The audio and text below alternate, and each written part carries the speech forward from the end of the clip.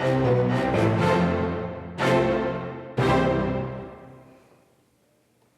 everybody. I'm Bill Whittle, and I'm here with my Android assistant, Drew Klavan. Drew Klavan, as you know, is an acronym. It stands for Digitally Remastered Environmental Warrior, Kleptomaniacally Launched Anti-Nuclear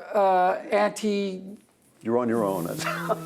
Virus Nodule. There you go. That's very good. You So just go over it one more time. A, but that's yeah.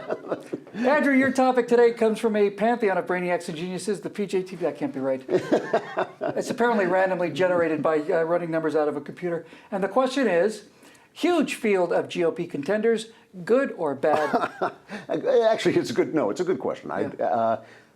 Good theoretically, practically, the way it's working out, not so good. I mean, good in the sense that, look, there are some really talented, really conservative candidates stepping up that we should be able to vet and listen to them debate. I mean, guys like Rubio, Walker, Ted Cruz, even Jeb Bush. I'm not a big Jeb Bush fan, but look, he's a legitimate. These are legitimate candidates, and they should be out there talking, and we should have this choice. When you consider the fact that the Democrats have this one aged, corrupt, desiccated old crone, and that's all they've got. Are you talking about Sanders or Hillary or what's her name or Pocahontas?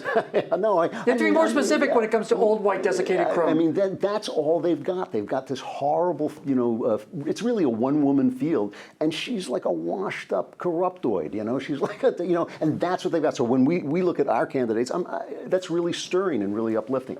The problem is it's become like a free-for-all for people who want it on their CV.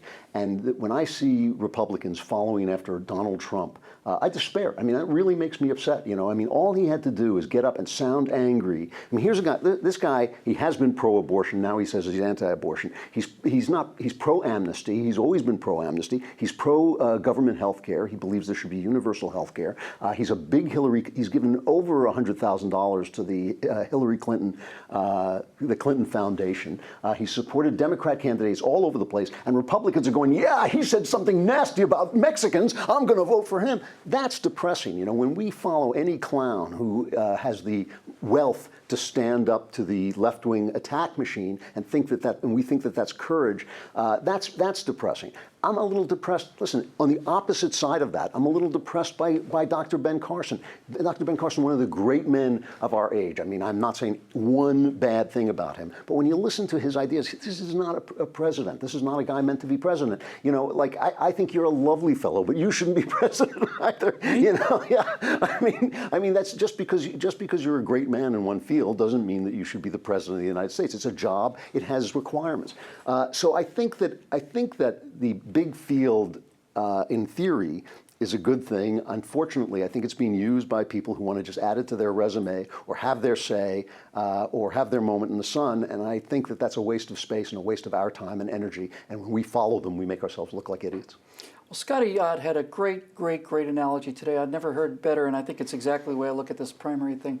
He said we ought to consider this a scrimmage and not a game. In other words, everybody who's out there is on the same team, and when you run a scrimmage, especially when you got a big game coming up, you want a tough fight. You want to play fast, you want to play hard, but you don't sack the quarterback, and you don't spear him, and you don't blindside him because he's going to be your quarterback.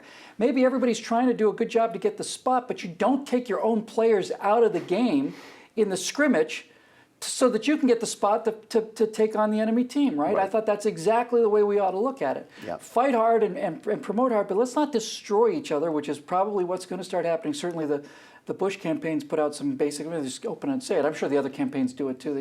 We got to destroy Rubio before we march on and destroy Cruz. We got to destroy them in this order. Eliminate them from the game, which means eliminate them from the general election, because there's nothing more effective than hearing Barack Obama say Hillary Clinton is not qualified for this job. That's as good as it gets, right? Right. So just along with as far as the Trump thing goes, I completely agree. I don't think he's a Republican or a conservative. I think he's a Trumpian. I think that's the only thing he cares about. I think he's a publicity stunt for him. It's like his TV shows. Yeah. And at worst, that's at best. At worst, he's running as a stalking horse to help Hillary get elected. He is. I think the reaction to Trump was based upon this this intense repression of political correctness That's that right. so many conservatives That's have right. been living under for so long, that when somebody comes out and finally says something that has some truth to It it, stands by it. it's like, yeah, and stands by it, right? Yeah, it stands by it. That sounds almost like, a bit of truth to me. Yeah, It wasn't very elegantly phrased. In fact, matter of fact, it was It's quite not, it's not maligning. statesmanlike, and it's ridiculous. It's not, all you of can't, that. You can't be He's a president and cartoon talk like character, that. Yeah. and I agree, and he hurts the field. And he has a gazillion dollars. He can't even buy a good toupee. I mean, That's the problem. you gotta ask yourself what. So now we're back to the good hair thing, and now we're back to me as a I mean, presidential look, you have a candidate. great toupee. We've already established that I have the hair, and I'm a nice guy, and a good guy, and I can speak. Yeah, no. I think I'm 3 out of 3. I mean, that's an amazing toupee. I would never know that was fake. I would Thank you never very know much. you were as bald as I was. It's actually natural, and it fools everybody. That's all we have time for today, but you can let us know what questions you'd like answered below. For Andrew Klavan, MPJ TV, I'm Bill Whittle. Thanks for watching. We'll see you next time.